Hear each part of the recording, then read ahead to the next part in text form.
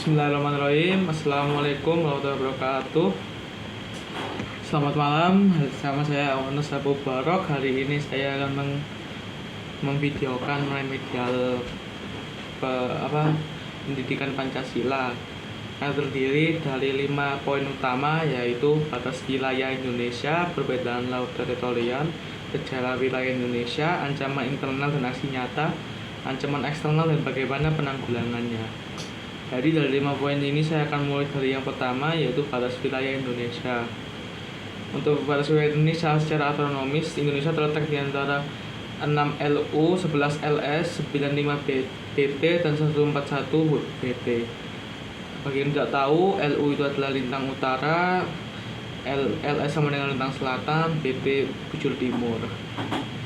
Nah, karena dari letak secara astronomis ini menyebabkan Indonesia menjadi wilayah tropis dan memiliki 3 zona pembagian waktu, yaitu WIB, WIT, WITA. Secara geografis, Indonesia berada di dua samudra, berada di tengah di antara 2 samudra dan 2 benua. Untuk batas wilayah darat, Indonesia punya banyak bertetangga dengan banyak negara. Sebagai contoh, Malaysia di bagian Kalimantan arah utara, ada Brunei Darussalam, ada Papua Nugini, ada Timor Leste. Nah, langsung lanjut ke poin kedua, yaitu wilayah laut yang terdiri dari wilayah laut teritorial, ZEE atau zona ekonomi eksklusif, dan juga zona bersebelahan.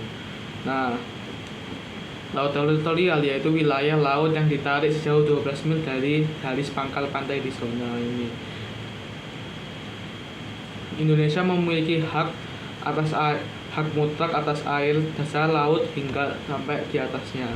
Jadi dari yang paling bawahnya pantai ditarik 12 mil. Nah, lalu zona bersebelahan, wilayah laut yang terletak di laut teritorial sejauh 24 mil laut dari garis pangkal. Di sini Indonesia memiliki hak pengawasan, hanya mengawasi untuk mencegah menindak pelanggaran terkait hukum bea cukai, imigrasi, fiskal, dan aturan kesehatan. Nah, lanjut ke ZEE atau zona ekonomi eksklusif, yaitu wilayah laut yang diukur sejauh 200 mil laut dari garis pangkal di wilayah ZEE Indonesia.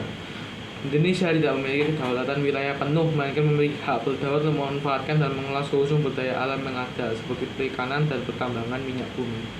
Jadi dia bisa memanfaatkan sejauh 200 mil dari garis paling bawahnya pantai atau pangkal. Sejarah wilayah Indonesia, buat yang tidak tahu, pada tahun 13 Desember 1957 ada namanya Deklarasi Juanda.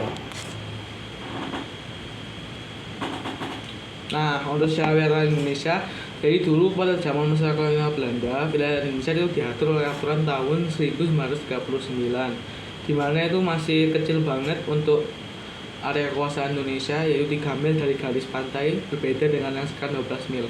Nah, yang mencetuskan atau yang membuat kondisi ini berubah, yaitu pada kejadian pada tanggal 13 Desember 1957 melalui Deklarasi Juanda.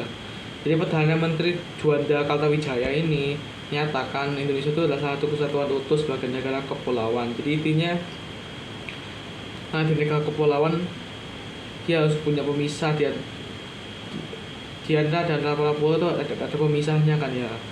Jadi pulau 1, pulau 2 ada pemisah, dan itu tidak mungkin jaraknya cuma 3 mil. Jadi Indonesia bisa mengambil area laut itu, karena jika tidak dihak miliki atau dikuasai, maka itu bisa dilewati oleh negara-negara asing secara cuma-cuma.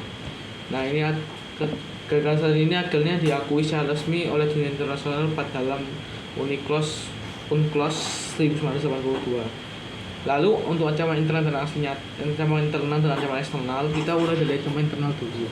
Sebagai ancaman internal dalam negeri banyak sekali contohnya, seperti separatisme, terorisme bisa internal dan eksternal ya, tapi ada yang internal seperti separatisme, terorisme, korupsi, nepotisme, dan kawan-kawan. Nah,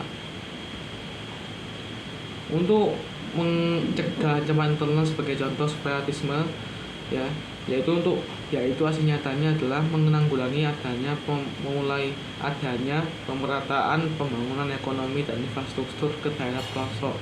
Sebagai contoh, daerah pelosok ini kan kayak kurang dirawat ya, kurang update lah intinya, jadi di lebih disetarakan dengan yang di daerah-daerah pusat.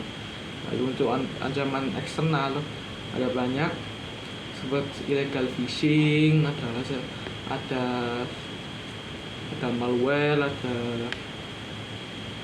ada gosip dari luar yang tidak baik, kawan-kawan.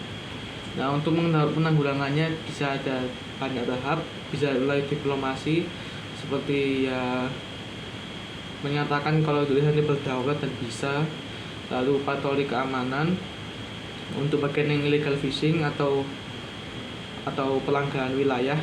Jadi ada patroli keamanan di batas-batas tertentu antara negara seperti negara Malaysia dan kawan-kawan.